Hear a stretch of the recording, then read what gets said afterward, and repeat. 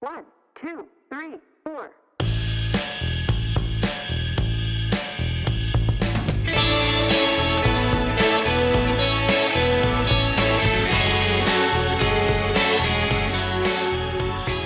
Hi, and welcome to the Vininspo podcast with me, Ed Merrison.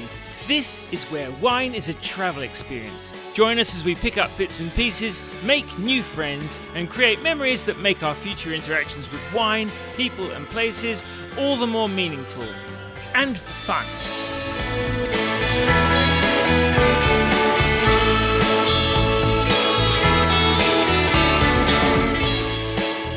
My guest on this week's podcast is PJ Charteris. Kiwi-born PJ and Aussie wife Chrissi Pattison run the Charteris wine label from their cellar door in the Hunter Valley in New South Wales, where they also pour their Pinot Noir, Riesling and Chardonnay grown in Central Otago, New Zealand. We talked about wood chopping and igloo building in the Waikato, muckeruppery at Roseworthy Agricultural College, composing a 12 million litre Chardonnay in a single shot, being handed carte blanche to scour Australia's vineyards looking for the fruit for the country's ultimate white wine, bringing Riesling back from the brink, the lesser-known grape-growing treasures of New South Wales, Semillon and the rock-oyster train-spotting space, plum-infused sensory overload and Hunter River Burgundy, and what makes Central so special. I started by asking PJ what kind of boy he'd been.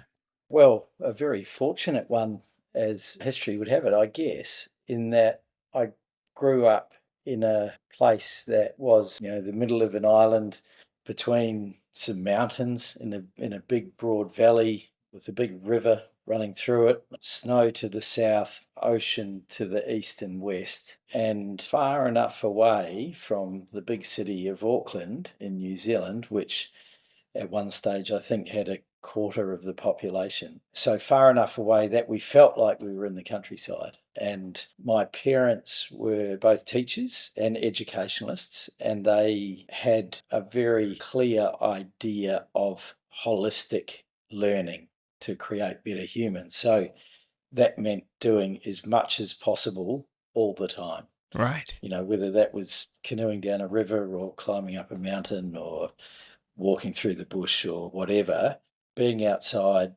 touching everything, smelling everything, and feeling the world was the key. And I think as a result of what you might now consider sensory overload, I was quite a quiet child, I think. Like, I didn't make a lot of noise. I liked running fast, but maybe I thought I was running away from something, I'm not sure. But in all reality, I was a quiet kid who just went about my business of hanging out in the environment, which I think still sits with me really well today. Did you have any siblings? I have a younger brother and a younger sister. I'm obviously the eldest, and, does weight come with that? I don't know. I just went about my thing and my siblings went, oh, he seems to do all right, so we'll just copy him. But the least musically talented in the family, even though I love listening to music, both my brother and sister, were very talented at music, and they were both incredible swimmers. Both went to the nationals for different things, which I was a good swimmer, but I didn't quite have the discipline for the pool. I thought it was quite boring. But yeah, I look back now and, we're all off doing our things, but we were a very strong family unit. And what was the name of the region or the local town, and what was the main business of the area? Hamilton, which is in the Waikato, so south of Auckland, a rural city based off dairy farming and horse breeding. And nowadays Hobbiton as well to the east. But yeah, just rolling the greenest grassland you've ever seen. So not great growing country at all. Way too humid, way too wet, probably a little bit cool in the summer. And with parents for teachers, were you a studious child as well? I liked education when it suited me. So if there was something I was interested in, I was, 110%. But if I struggled to grasp concepts, I quickly found ways of distracting myself, which was usually outside and quite often involved a ball or a stick or something like that. So yeah, no, I wasn't studious at all. And when did you first sort of get an idea of what you might do later on in your life? Well, everyone dreams of being an astronaut or a pilot or a vet or, a mathematician or whatever. But I think that the outside world was calling from an early age. And My parents had a quarter-acre block that when they built the house the year after I was born, so 1969, they built what was quite an avant-garde timber house. There was a lot of pride in the fact that it was made from beautiful rimu, which is a warm climate podocarp, beautiful straight trunks, amazing grained wood, until we really worked out we were environmentalists and it was the worst thing ever. But we cherished that house and its architectural wonders. It had orange shagpile carpet that was about 3 inches deep, just to kind of set that 70s mood of things.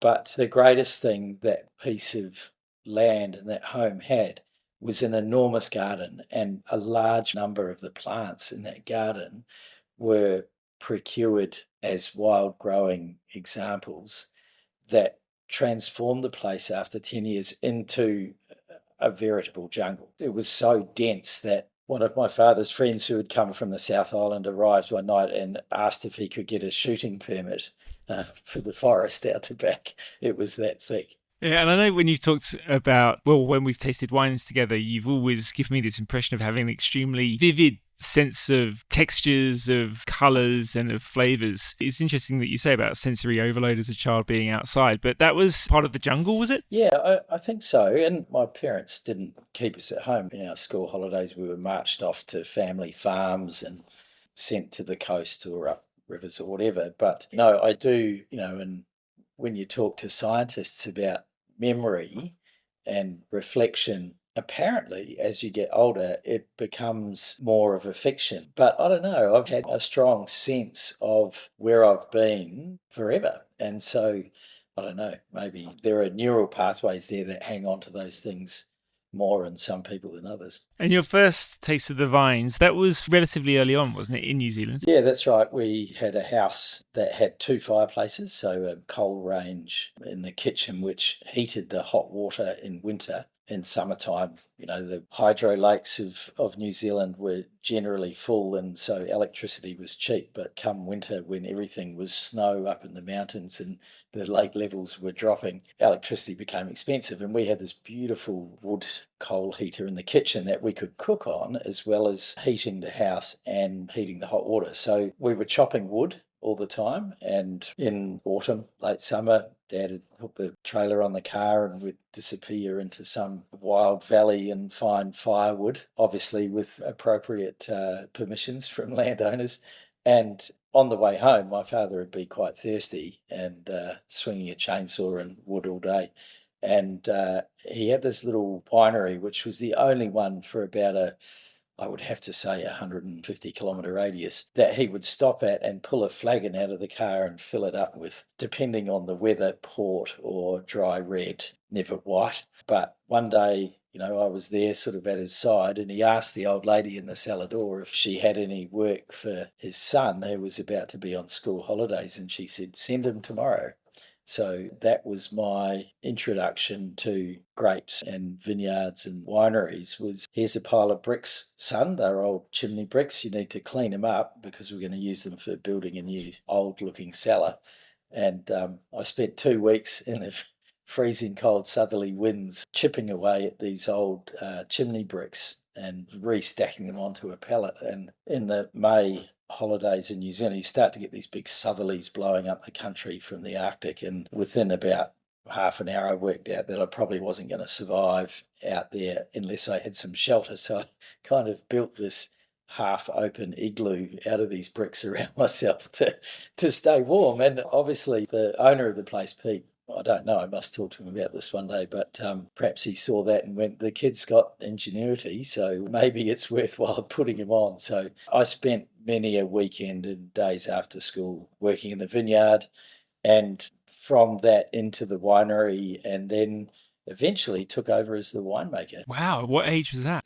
So I was 13 when I went there, probably spent a bit too much time there rather than at school being studious, but passed everything and ended up going to university down the wine path, and Pete and Nelda, who owned the place Villagrad, they had a winemaker there, and he said to me, he was a Kiwi boy who had come to Australia to study. The guy's name was John Mouchette, and he was actually best mates with Chris Ringland from the Barossa. And so Chris and John had been at Roseworthy together and worked at the government research station at Te Kalwhara, just south of Auckland, making the wines that came from Richard Smart's trellis trial. So, there was a good dose of science there, which kind of pricked my interest. But John said, look, I can teach you lots of stuff, but unless you go to university, you're always going to feel there's a gap. And, I didn't realise how right he was until much later. But I did my first year at Waikato, which is our local university. And in those days, in the 80s,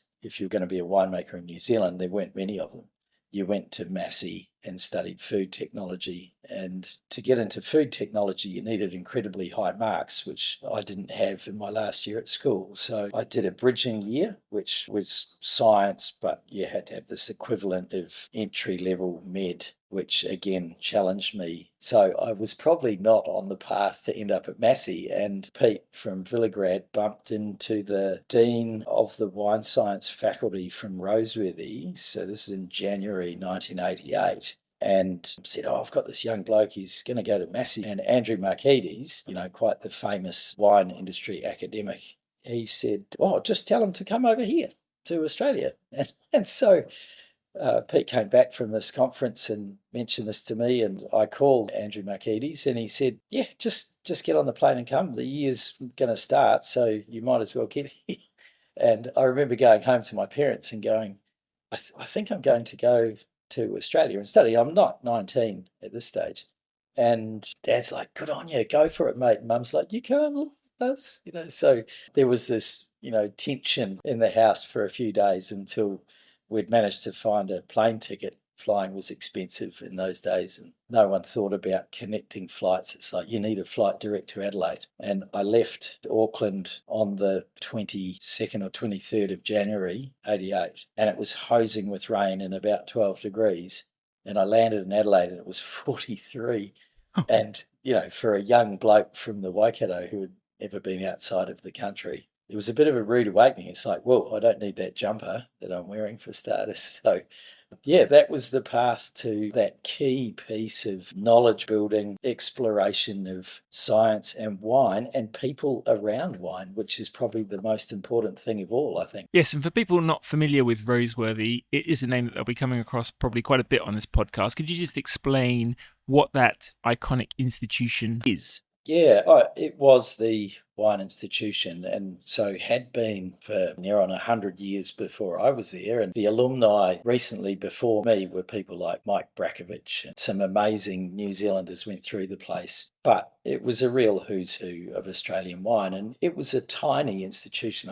When I was there in the late 80s, the whole wine faculty was about 50 students. So that was 3 years of undergrad and 2 years of postgrad. 50 students. My year intake was, I think we started with 18 and finished with 13 or something like that. And a year above me was Steve Pannell and Jenny Wilcox and Reid Boswood, Dave Babbage, Nick Hazelgrove, like real ragtag crew. And I met them before I met any of my soon-to-be classmates, because I was there 3 weeks before the term started, which was the only flight I could get. And they had to be there at the same time to run the college winery for vintage. So it was a really cool institution, small. Most people lived on campus, so you can imagine the muckarappery involved there. You're out of town in the countryside, so you had to make your own fun. But at the end of the day, there was some good academic, science-based drive behind the thing that everyone in the Australian wine industry, every family sent their winemaking children there.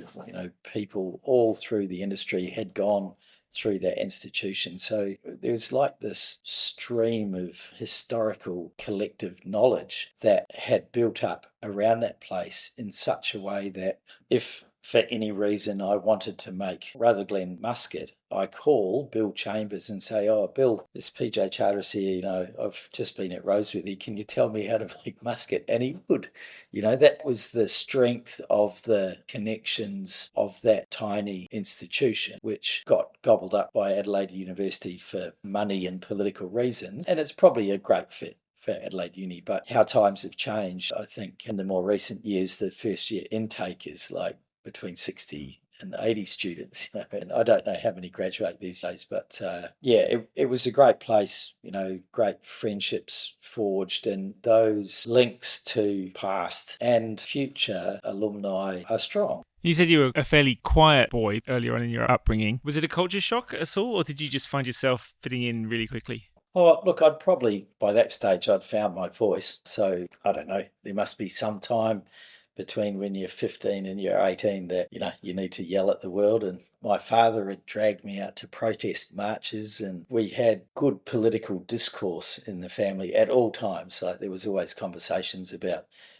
what was right and what was wrong politically, ethically, socially. And I guess around about 15 or 16, you learn that if you want to be part of the discussion, you need to put yourself out there, at which my parents kind of encouraged in a way. So by that stage, I was happy to be heard, not in an outrageous way, but, in a gentle way that sometimes could get a bit bombastic, I guess.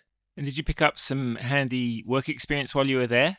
Because I didn't go home for the holidays, I was always looking for jobs to do. And Roseworthy's right next to the Barossa, 20 kilometres away.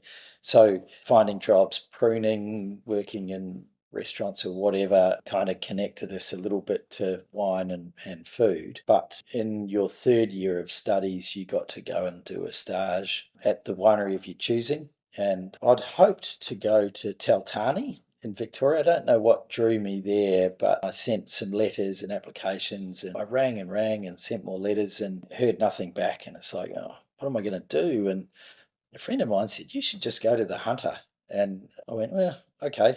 Between the time we finished exams at the end of 89, we were all wrapped up by October, and I got a job working on a sheep station in proper outback South Australia, about 300 k's west of Coober Pedy. But that was 1.5 million acres, and an Aussie guy I was studying with, he said, you need to go out there. Like, you have no comprehension of remoteness and vastness until you've stood on a hillock of saltbush and you can see the curvature of the earth.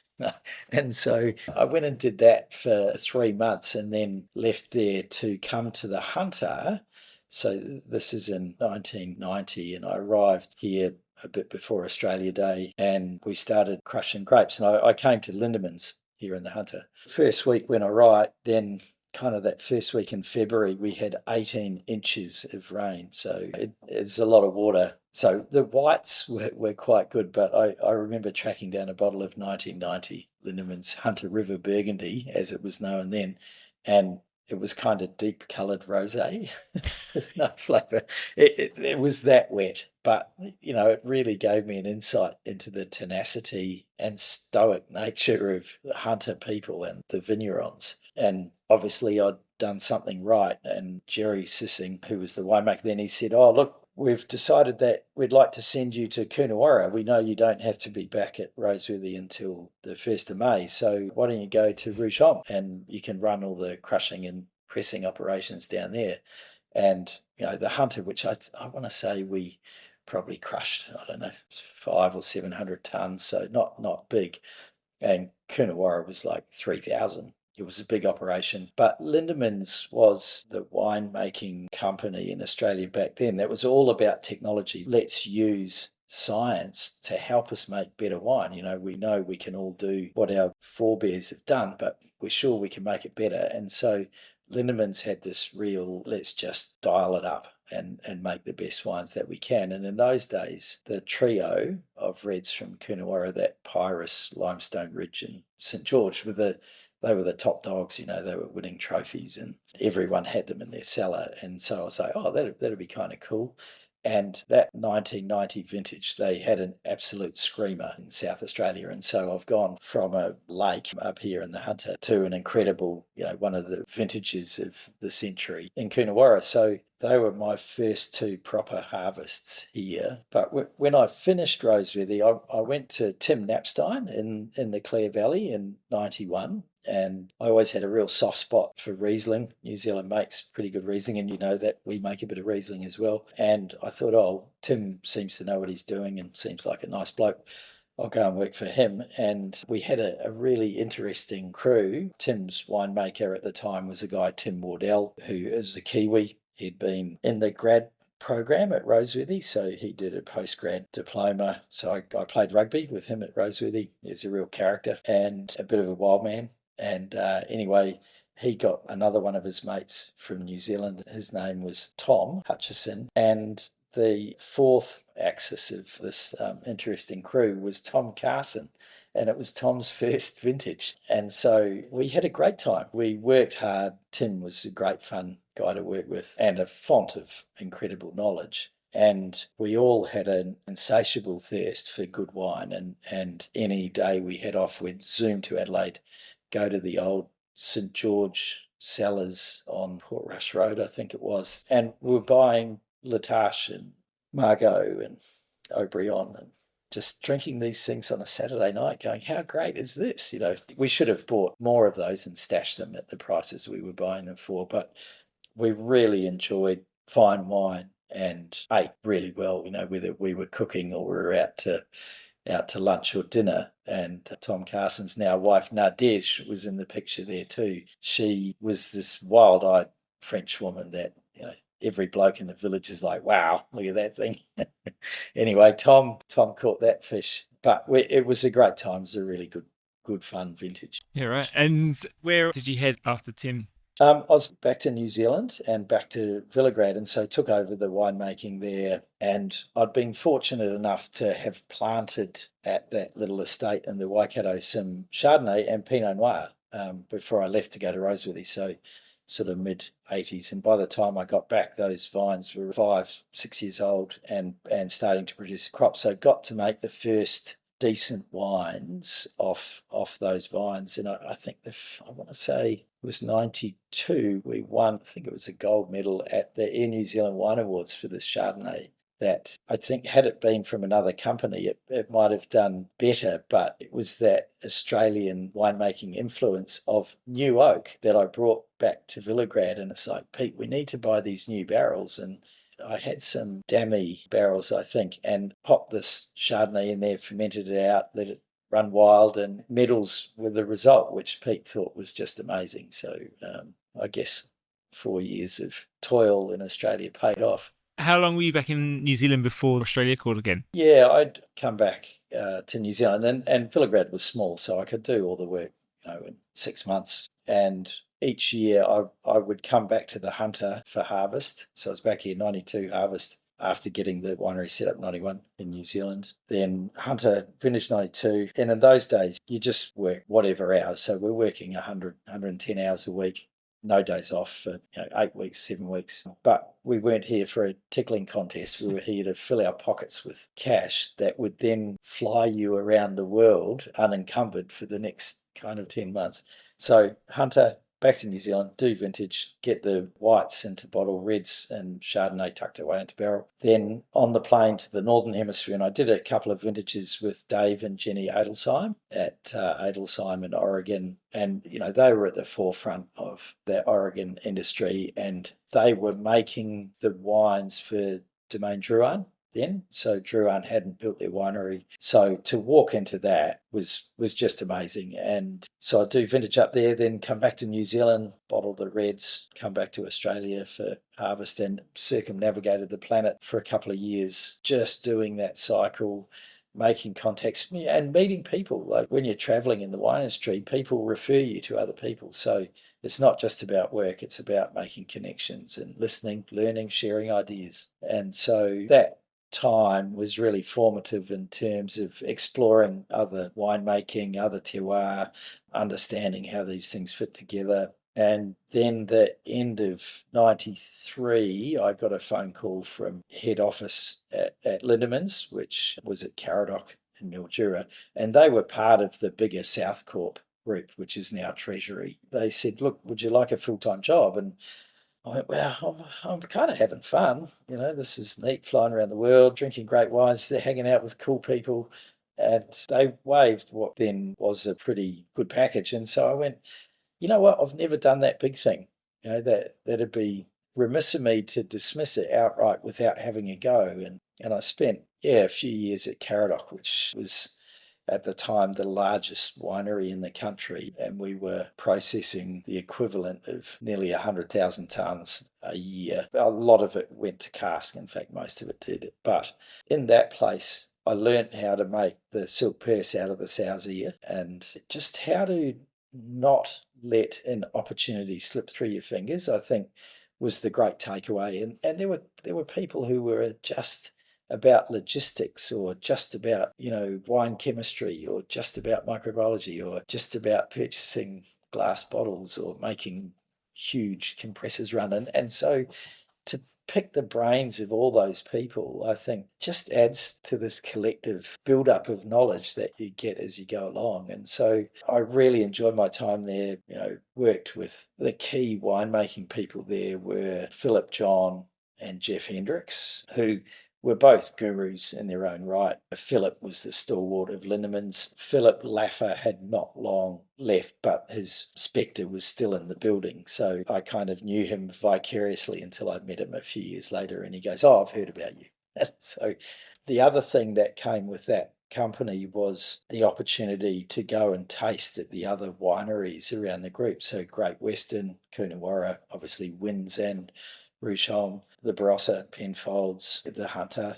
There was lots of good stuff going on. And I think we had about 50 winemakers, 48 winemakers at the time, much more senior people, the John DeVales and Ian Mackenzie's of the world, who, both so supportive of the younger winemaking fraternity. And then a great young mob like Kate Goodman and Nat Fryer, Greg Jarrett. There was just a really neat bunch of people. And viticulture, like they had this viti department that was nowhere else in the world would you have the degree of viticultural expertise that Richard Hamilton had set up with Fiona Wigg and Wendy Allen, Kate Strawn, Libby Tassie, Liz Riley was in there. There was a guy at Great Western who was an absolute character as well. Amazing doing people, but also entrenched in scientific research and best practice. So learning all facets of the business was just incredible. Yeah, I mean, you mentioned several years before that Lindemans had already been viewed as being at the forefront of things. And I assume that within the group, with all those other wineries in different regions,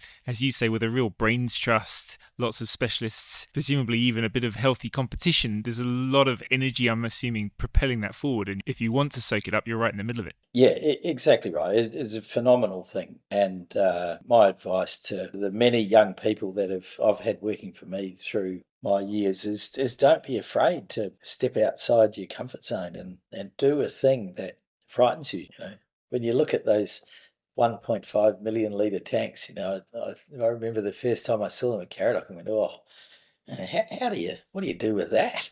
And when we made Bin 65, which at the time was considered to be pretty good quality Chardonnay, it was a single blend. We did it in one go in 9 of those 1.5 million litre tanks. And it's like, wow, what a cool thing that is, like getting parcels of wine from the Hunter and Great Western and WA and the Barossa and bringing them all together in this homogeneous blend was an art form in its own. Well, that brings me on to another thing I really wanted to talk about. I remember you speaking fondly of scouring the country for the best parcels of Chardonnay for the Yatana project at Penfolds.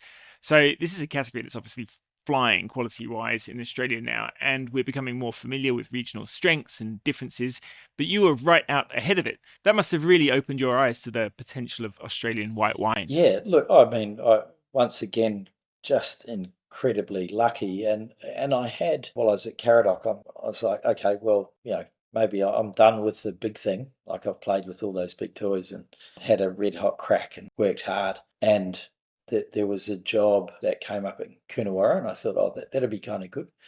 And I put my hand up for that, working under Peter Douglas and Greg Clayfield. No, nothing, got knocked back. Then Southcourt Port Devil's Lair, and they were looking for a winemaker there, and I put my hand up for that one, and nothing. I was starting to get a little bit despondent, but there was a guy, one of the senior red guys in the Barossa, Mike Farmelo. He's a bit of a wizard. He said, just stay calm, mate. Your time will come. And sure enough, I got the tap on the shoulder. Do you want to go to the Barossa? We're looking for a winemaker to work on the white side of the business with this Yatana project. So the idea was just go around the countryside and pick the best parcels of grapes to make the best possible white wine. And there was little time there where that could have been Riesling, Semillon, or Chardonnay. And we had parcels coming, from Tumbarumba and Orange and Margaret River and everything in between. And there was one wine, I think I have one bottle of this 94 or 95 Adelaide Hills Semillon, which was the exact opposite of what Hunter Valley Semillon is. It was like tinned asparagus and oaked up as well. So it was kind of a little bit kind of white Bordeaux-y, I suppose. But, that was part of that great white hope. And when it was a few years old, we opened and went, yeah, nah, we won't go down that path. The Hunter does it way better, which, that would have been the Lindeman's advice from the beginning, I'm sure. But Chardonnay is where it fell, and I was so lucky to be there at that time where we really had a red-hot crack at trying everything. And there were lots of different trials and lots of different vineyards involved from all around the country. But in the middle of that, Riesling wasn't cool.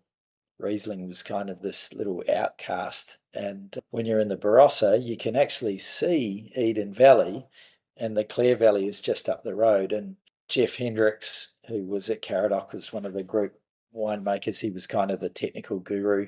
And he was Mr. Leo Buring, right? Incredibly exciting guy. He said, well, you're down there now, and I know you like Riesling. You should keep an eye on that stuff. And so I got an opportunity to work with the best Riesling vineyards as well, which, while there was Yatana, which was amazing, and we look at where that's gone, to be one of only a couple of people who I think helped bring Riesling back from the brink was a really neat thing, and people probably still dismiss Riesling a little bit, but, purity, finesse, power, and absolute precision versus rub your hand in it complexity on the Chardonnay side of things was a nice counterpoint. And, to have the opportunity to do both of those things at the same time was just great. Yeah, very cool. And we should fast forward a bit to get to the Hunter, but I'd like to get there via some of those areas that you've mentioned in New South Wales, because I don't think there's a huge amount of familiarity with places like Tumbarumba, Orange, Hilltops. I think you've sourced a bit of fruit from under your Charteris label. So what have those regions got going for them? Yeah, and all credit to the bigger companies, Penfold, Lindemann, Seppelts Group for, really charging out to those regions. Hardy's were doing it at the time as well, for sending winemakers out to look at vineyards and encouraging farmers to plant vignerons to expand. And one of those things, as part of the Yatana project, to year after year fly around the countryside and go to the same vineyards and look at those grapes and go, do we persevere with Yatana potential, or does it go to Caradoc for bin 65? That was a great opportunity. And New South Wales is a big state. There's a lot of land out there. And a big chunk of it has amazing geology and an incredible climate that suits viticulture. And many of these places like Hilltops and not so much Cowra and Canowindra, though they did supply lots of Chardonnay at the time, but Tumbarumba, those places were not a natural fit for wine tourism and small families to do things. So the larger companies kind of sponsored that development and saying to farmers and grape growers, have a go, like we'll buy it. And some really amazing wines came, like you think about Tumbarumba and Orange, like how far's Orange come? And I think about where those regions have come from to where they are now, which for international people, go and find these wines. They might be hard to find, but there's some real interest and incredible terroir to discover. Tumbarumba, obviously cool climate, quite a long way south, close to the snowy mountains, but exceptional Chardonnay out of there. And there have been plenty of, trophy winning Chardonnays in Australia that have come out of there. Beautiful scenery and high. Oh, incredible. And likewise, Orange, the region of Orange legally starts at 600 metres and goes up, and the top vineyards are at about 1,050, which, New South Wales doesn't go that far south on the planet. So if you want cool, you have to go up. Guys up there having a crack with Pinot, but beautiful Riesling as well. So a different style of Riesling to what we normally find in Australia. Then you have Hilltops, which is sort of centred around Young, which is a little bit lower. Vineyards sort of around between 500 and 700 metres. There's some a little bit higher too, but because it's on those western slopes of the dividing range, facing into the interior of New South Wales and the centre of southeastern Australia, there's an aridity that comes with that countryside, a real dryness. But in the ripening time of the year, you get that hot air out over the flatlands in the interior, heating up and expanding and pushing up those western slopes. But in the evening, as that air contracts over the plains, cools and contracts, so this is real gentle, cooling slithers of air come out of that high country that just temper that and make red grape growing exceptional. So, Shiraz and Cabernet, but the real highlight for me are things like Grenache and Mourvedre, Tempranillo, Touriga, amazing wines. And I don't know, I haven't added it up, but of all New South Wales wine regions, I reckon Hilltops would be, in terms of trophies and gold medals, the most successful region. And it's a funny place to visit because it's sort of on the road to nowhere. But Young's a beautiful town, and it just grows some incredible red wine. And it is seriously undervalued. There's not many winemakers in New South Wales who haven't had their fingers in some red from Hilltops for good reason, because it just produces delicious red wine. Okay, well, we better centre onto Hunter now, because we've got to visit a couple of places for your stable, I suppose. But Hunter's been a massive part of your life. You were there very early on. You now have a cellar door there with wines with your own name on, and spent a very important formative 12 years, I think it was, at Brokenwood. Yeah, yep. Just give us a snapshot, if you would, of the climate, the conditions, what you need to know, the Hunter Valley 101. Yeah, look, it is a funny place, There are some challenges with grape growing here, most notably moisture, and we can get wet vintages, and that's perhaps, as I summed up earlier, there's a tenacity and a stoicism in the Hunter Valley winemakers that I don't think you find that in other places. The adversity that you have to deal with just becomes part of your DNA, I suppose. So often in a wet vintage in South Australia, I get my friends calling me going, what do we do? And it's like, how much rain have you had? Oh, 40 mils, call me when you get to 100, There's an incredible history here, like the first grape growing region in the country were, give or take 200 years old. The first vines were planted and vineyards established in the early 1820s. But I think as a region, we've decided that we're going to put the stake in the ground as 1828, which I believe is the year that Wyndham Estate was gazetted as a company, the company's register. So we're saying that's the beginning. There was obviously stuff before that, but James Busby he got a land grant down on the Hunter River, and he didn't spend much time here at all. He sent his brother-in-law, John Kelman, who married Busby's sister. He actually tended the vineyard and did all the grunt work and made the wines. But Busby went off to New Zealand and wrote the Treaty of Waitangi, which, some crazy connection there. But, Busby, Kelman, really important at the beginning. And there's interesting history. Julie McIntyre is a professor at Newcastle University. He's written some really great history, but also Max Allen in his book, just a great read. He talks about Wyndham, and I think actually Semillon was called green grape. And we think there was a real fruit salad of stuff planted, and Semillon's kind of the one that stood the test of time. And if you think about the style of wine that we make with Semillon, you can't venture outside of the rails too far without creating a discombobulation. And I think that is because of the climate and the environmental parameters that we're dealing with has forced the vignerons and winemakers into a course of action that is based around picking early. So hopefully you're ahead of the rain, which means you have lower sugar, higher acidity. And up until, maybe the 1950s, there wasn't a lot of electricity in the area to run refrigeration. So people were making wine with ice blocks and, the small batch. So it didn't create so much heat so you can control it.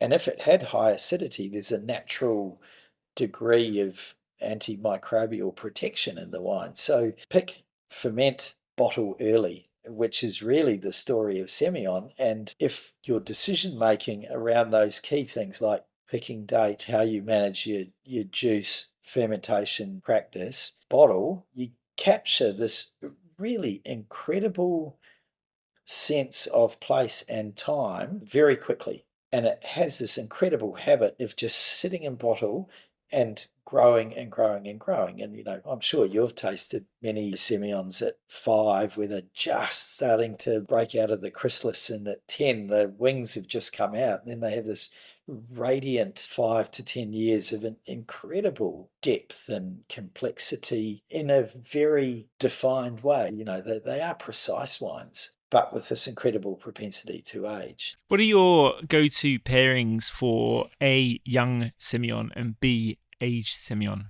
Well, the walk-up one that everyone talks about with young Semillon is Sydney rock oysters. So maybe a lot of people don't know this, and outside of Sydney and the Hunter, New South Wales is kind of a secret in terms of tourism and holiday destinations, only known to New South Wales people. But you have a south coast and a north coast, mid-north coast, which people skip over that mid-north coast to go to Byron Bay. But there are, along that coast, 6 major rivers. Like, these are big rivers that run from high up in the Dividing Range very quickly down and out to the Pacific. And those rivers are full of Sydney rock oysters. And each of those rivers has its own terroir, or as the oyster crew call it, merroir. So you can do tastings with Sydney rock oysters from each river, and they taste different. They look a little bit different. And we should do this more often. It's a bit like doing Barossa Shiraz with Metwurst from the different butchers, but trying to find which producer and which river for Sydney rock oysters fit together. But that's the train spotting space we're into with that oyster and young Semillon thing. Scallops just grilled in the shell with aged Hunter Semillon's a pretty delectable thing. But along this wonderful coast, we have quite good fisheries too. And flathead are the fish of our coast, where King George whiting are something that's synonymous with the waters of South Australia. Flathead fillets, they're the easiest fish to fillet. They're like a big, flat, long lizard, and you just go in behind the gills, turn your knife at 90 degrees, run it down, and get this big tubular fillet, which pan-seared with a bit of butter, beurre blanc sauce, aged Semillon, just magic. What about Hunter Shiraz? Where does it grow best? What is the style? How does it differ from other Australian iterations of Shiraz? This is a prop I didn't plant, but it's just on the shelf behind me. I don't know if you can see that. But oh yeah, we're looking at a 1968 Lindeman's Hunter River Burgundy. Yeah, don't you like that they called it Burgundy in those days because it was medium bodied, and the reds from South Australia were claret, so heavier, full of reds. And I think we went through a period perhaps in the 90s and early 2000s where Hunter winemakers were trying to keep up with South Australia and the Robert Parker effect of it must be riper, must be higher in alcohol, must have more oak, must have more extraction, more tannin, bigger, powerful kind of cigar smoking wines, which, I have to say, even the Barossas come off that into a bit more elegance in recent years, which is a great thing. But the Hunter was kind of always there, those medium-bodied wines that come about because of our warmer nighttime temperatures. So we can get into the 40s, but we don't stay there for long. Where in South Australia, in the Barossa, you can go into the 40s for 10 days, and this is a dry heat, cools down at night. So there's a nice diurnal flux there, where in the hunter, we don't get as hot in the day, but we stay warmer at night, which puts our mean January average temperature at something like 23.1, which is all driven off nighttime temperature. So it's a bit of a statistical anomaly that agricultural statistics don't care about, and it creates a unique environment. There are more learned organic chemists than me who would tell you exactly how this happens, but over mean January average of 22 point something, tannin formation is inhibited, anthracene and molecular chains are inhibited. So we end up with a situation where we don't get the big tannin chains that you would get in South Australia because our nighttime temperature stays higher. So we just don't get the grip and power that those wines have. And as a result, we make these wines that are a little more Pinot or Burgundy-esque, so they're medium-bodied. Most people are just releasing their 23s, which was quite a mild vintage for us. Still, warm, but we didn't get the hot days. We still had warm nights, but the 23s are beautiful. They have this incredible fruit depth, and when Hunter Shiraz fires, there's this smell from my childhood, which is my grandparents had this huge plum tree in their backyard in New Zealand on the banks of the Waikato River, and the thing was huge. It's like 10 metres tall, and in autumn we would spend weeks every Sunday for a month picking these black Doris plums, heaps of them off the ground, but the right ones from the tree. The hands were black, your mouth is black. Bring them home, and my mum would boil them up in this huge pot on the stove for a couple of hours, and she'd throw in a heap of sugar and these big cinnamon sticks. And the smell of those plums cooking with those cinnamon sticks is what great Hunter Shiraz smells like to me. It's this kind of spicy but really deep, dark plum with this little kind of Mr. Lincoln rose petal floral over the top of it. And you smell that and go, wow, like there's density. And then you taste it and it's like gentle, elegant, perhaps a little more Rhone-like in its shape and form. So yeah, I think there's something really cool to explore there that people have forgotten about.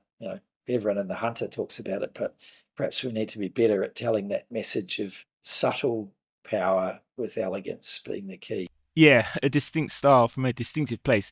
Now, we have to get ourselves back to New Zealand, and we can do that handily via your cellar door, which opened, 3-4 years ago now? 3 years. So we were looking at a space just before COVID, and then COVID slowed that. But 21, we kicked the doors open, and our first wines out of New Zealand, first Pinot, was 2008. So we've been hanging around that terroir for a while now, and not only making Pinot, but Riesling and a little bit of Chardonnay. The Hunter's a wonderful place. The Hunter has a confidence about it that should be there with 200 years of experience. And, a lot of people from outside the region go, oh, you sell New Zealand wine in the Hunter Valley. Like, how does that go down? It's like, well, heaps of my customers are the local winemakers because they love drinking Pinot from somewhere else. And, we do get some people that come and visit our cellar door that have come for the Pinot, and in the process of us communicating what we know and love, they end up taking away a case of Semillon and Shiraz, and vice versa. People come to taste the Hunter wines and taste a little bit of New Zealand and go, oh, give us a couple of those Pinots and a bottle of Riesling or something. So I think there's this lovely cross-pollination, which is probably at the heart of me being a Kiwi and Chrissi being a Wallaby supporter. That's exactly it. I think a lot of people, when they think about making wines from a different place, the question that they ask themselves is, what are people going to say about my story? The thing about your story, as we've seen, like you went to places like Orange, Hilltops, Tumbarumba a long, long time ago. You went to the Hunter a long time ago. You grew up in New Zealand. You've got friends there. It makes perfect sense that you're taking bits from your running around as a young lad to bring them home. And you're, immensely passionate about them. Going to New Zealand, I mean, the way that you talk about Riesling and the way that you talk about Central Otago and the Pinot down there, I mean, you can just see your eyes light up about that as another completely different area to make wine from. Just in a nutshell, what is Central Otago to you? we're one extreme in the hunter, and Central Otago could be exactly at the opposite end. But at the end of the day, the challenges are still the same.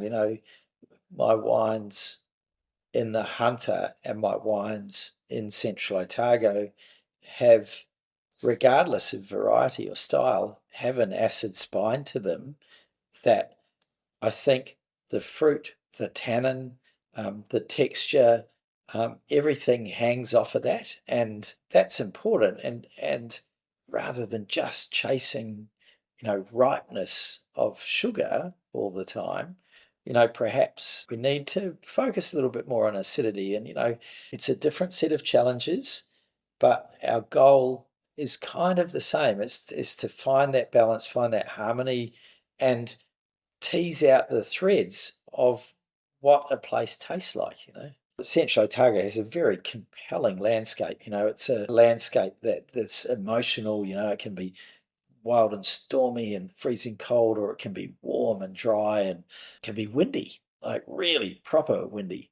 And yeah, so there's just a different set of challenges. But as every vintage goes by, you just fill another slot in the knowledge library. I think both the Hunter and Central Otago have a magnetism that is based off of struggle. When it comes to the general public, what are the things that you wish were communicated better, or that they understood more about drinking good wines from Australia or Central Otago? Yeah, look, I think the thing is it's one of exploration. And, Chrissy and I one of us tries to be in here, whenever we can, which when you're running a family in a wine business, the juggling act is pretty crazy. But, there's normally always one of us here. But, occasionally we get people who come and go, I just drink this. And I feel like that's a lot of people. Like, what, I miss the high street wine shop, the fine wine shop where there's some wine nerds in there who you can just go and have a chat to and spend hours ambling around 10 square meters. We've slipped into this convenience thing. We've done it with food too, like the supermarket. Go to the greengrocer, go to the butcher. It's a better experience, and I'd much rather people spend more and drink better, but think about what they drink. So thinking about those people that come in here who go, I just drink that. It's like, have you ever stopped and gone, oh, what does that really taste like? And what happens if I taste another one? What could I learn? Where does that experience go? And there's heaps of winemakers everywhere who would love to tell people that story of, this is how we came about. This is why we do what we do. And, the flavour of Semillon is different from me to Tomo, to Mike Deulius, to, whoever's making it in the valley, because my life experience is different. My view of the world is different. And there's a taste and a flavour and a style that's associated with that. So rather than just go and buy that same old whatever it is, look outside the square, like try something different, have a go at a different variety, different producer, different region, because it's so exciting. There's so much good stuff to taste.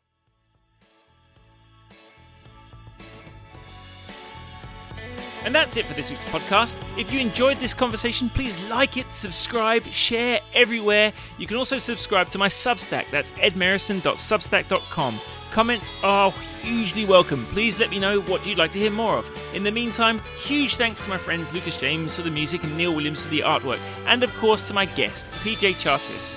Till next time, live wine to the fullest. Cheers.